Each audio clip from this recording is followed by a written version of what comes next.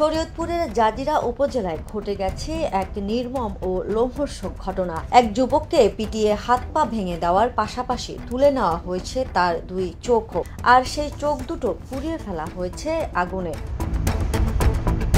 ঘটনাটি ঘটেছে জাজিরার মোহর আলী শিকদারকান্দি গ্রামে শনিবার দুপুরে। ভুক্তভোগী রমজান মোল্লা বর্তমানে ঢাকা মেডিকেল কলেজ হাসপাতালে চিকিৎসাধীন। অভিযোগ উঠেছে স্থানীয় মাদক ব্যবসায়ী সুমন শিকদার ও তার সহযোগীদের বিরুদ্ধে।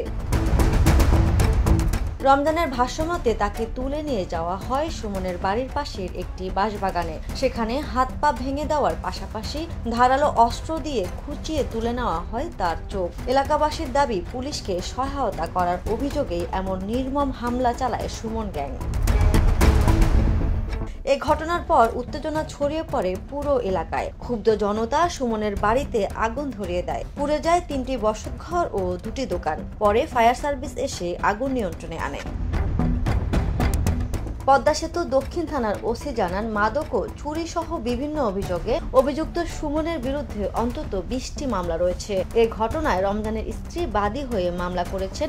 10 জনের নাম উল্লেখ করে অজ্ঞাত আরও 15 জনকেও আসামি করা হয়েছে। চিকিৎসকদের ভাষ্য অনুযায়ী রমজান মোল্লার চোখের আলো আর কখনোই ফিরবে না। এই পাশবিক হামলার ঘটনায় এলাকায় আতঙ্ক ও ক্ষোভ বিরাজ করছে। এমন বর্বরতায় স্তম্ভিত স্থানীয়রা এখন চায় দোষীদের দ্রুত গ্রেপ্তার ও দৃষ্টান্তমূলক শাস্তি। ফারজান ইলা, দ্য নিউজ। দেশে দেশে সবার সাথে দ্য নিউজ।